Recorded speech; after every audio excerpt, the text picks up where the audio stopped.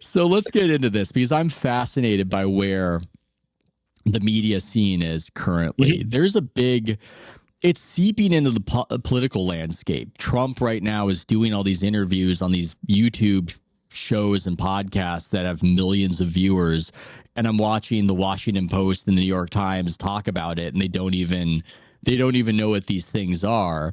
And then in sports, we've got just different habits between what we geriatric millennials, how we relate to sports and absorb it, and what the Zoomers do. And since this is your job is to identify how Zoomers are consuming sports. I want to open up the conversation. What do we millennials not get about the Zoomers? What do we not get? That's a big question, Sam. You can take it in any direction. Do you have any thoughts?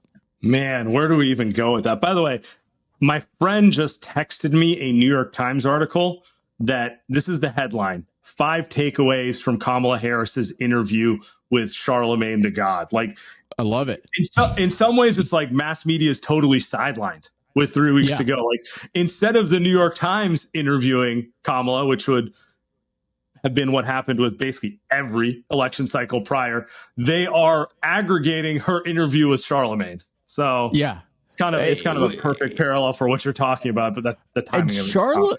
And Charlemagne, when he wants to be, can be one of the best interviewers in America. I mean, that guy, I can't speak to his interview with Kamala Harris because I haven't heard it, but he's one of these people where his facial expression will not change, his tone won't change, and he will just ask a very confrontational question and be totally comfortable doing that. And I think that's one of the reasons why he is ascended and the Breakfast Club is so huge and everything else. But it is funny to what you're saying, Sam, where it's just they're covering it and they're recapping it because they're not the captain now. Somebody else is the captain now. It's these other guys. It's Charlemagne the God interviewing Kamala Harris, and then Andrew Scholes, who co-hosted a podcast with Charlemagne, interviewing Trump. And they're the media currently, and the media isn't the media, and that's what we're in right now. But am I getting sidetracked from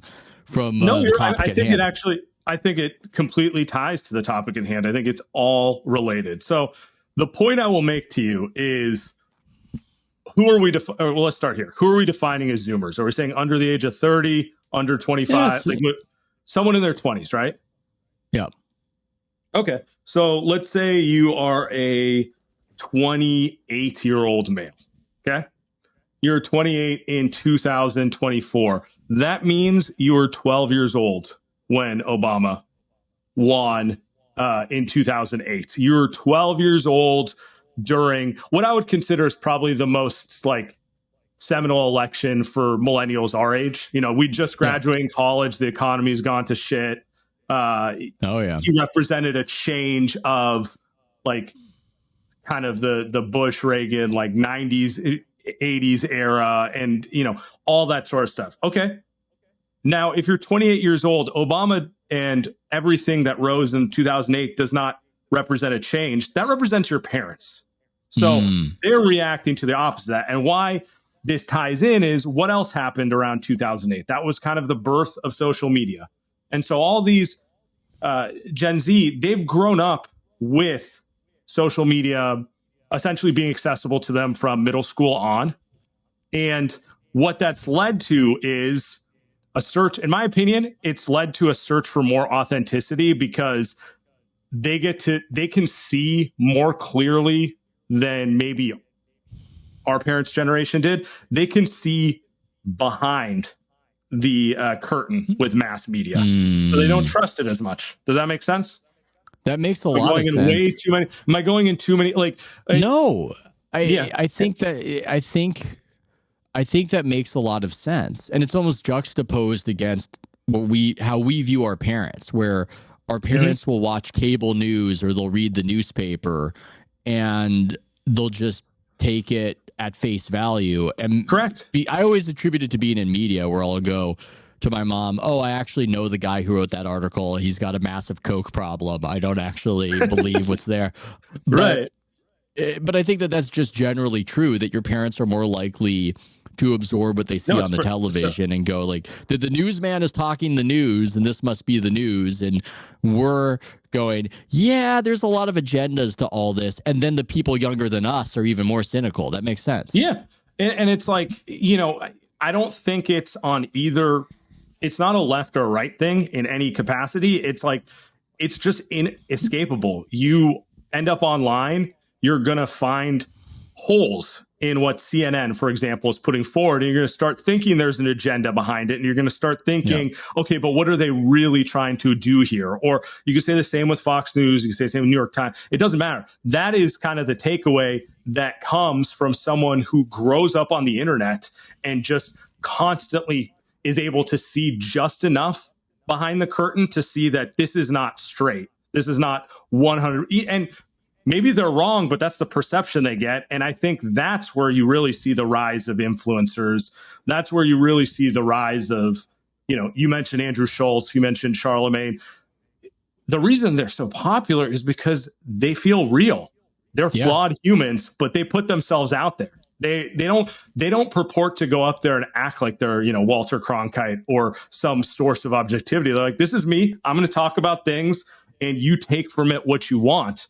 And I think that's kind of, you can attribute that to sports. You can attribute it to every form of media, but that's the general phenomenon you're seeing with Gen Z. And that's how you see kind of the rise of streamers who are essentially just normal people who are compelling enough to connect with you through a stream.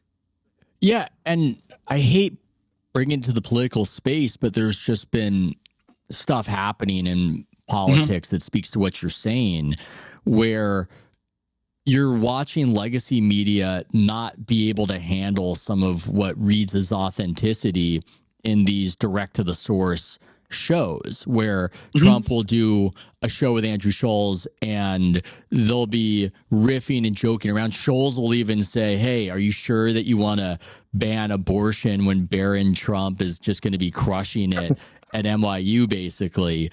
And at some point, I think Trump says that he's a mostly truthful person, and Schultz goes, wait, basically, wait a second, what does that mean? And ribs Trump about it. And you're watching in legacy media, this is sort of depicted as this massive humiliation and blah, blah, blah, blah. And it's just, you guys are speaking to your neurosis. You're speaking to how you're so scared of, I don't know, leaving yourself open to embarrassment. But to other people, this is all sort of part of the show. And let's be honest about it. Which is more fun to watch?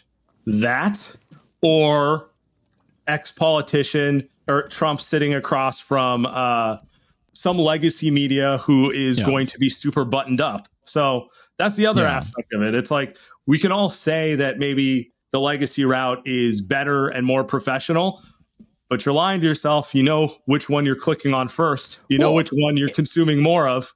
It's just more fun. And I might be stepping on myself as I wanted to write about it, but the one, and this is more in our sports world, where Trump goes on Bussin' with the Boys with Taylor Lewan and Will Compton, former NFL players. And he was talking about how, man, he played football, played tight end, but I didn't like getting tackled. And I didn't want to get tackled from a guy who's lifting weights all day from a bad neighborhood. And you saw this exchange where the Washington Post reached out for comment to Will Compton, and they're saying that Trump is saying that he's, I don't know, not manly or maybe dog whistling or whatever. And it's just kind of, there are a million things to criticize Trump for. I actually thought he came off that interview looking sort of old and feeble, and sometimes his energy is up. That's kind of been the theme of all these. Like he definitely looks like an octogenarian, more so than maybe remembered from previous elections. Outside Flagrant podcast with Schultz, where it looked like his energy was up, I felt like his energy was kind of down. But instead, they go this weird route of, we excerpted this thing that you said, we're going to give it the least charitable interpretation. And Will Compton farted in response to the Washington Post in his statement. And I think it also ties to not to make it political, but it's true in sports too. You see it with the way fans react to stuff around the NBA, NFL, all these spaces. there's kind of a realization that more people are opposed to that sort of like mass media gotcha than the other way around. Maybe it's a Barstool thing, because like I feel like mass media was this mass sports media more than anything was obsessed with trying to cancel Barstool a decade ago. To that, like that, because it's obscene. We can't have this in the space. And what ended up happening? They ended up getting more popular because of that. Yeah. And I think that's probably emboldened a lot of this to people where it's just like, you know what? They're gonna say certain things to me and it doesn't matter, because if people like it, they like it. Well, and that's why the fart of Will Compton actually has some meaning beyond being vulgar and content free. Yeah. You can check it out, but he gave his statement to the Washington Post, and it was a bit of a ruse where he acts as though he's going to give a statement because they've emailed him about this clip from the Trump interview, and as though he's going to give this official statement, and then he just puts the phone camera on his ass and farts.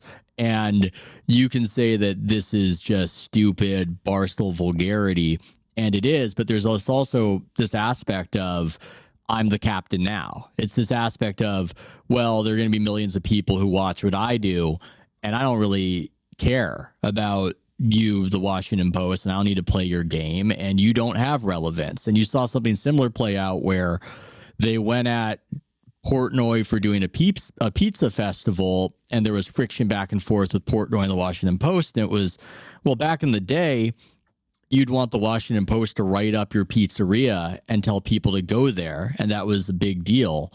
But now it's Dave Portnoy traipsing across the land, giving these reviews, and whatever you think of them, love them or hate them, that's where the power and the energy is.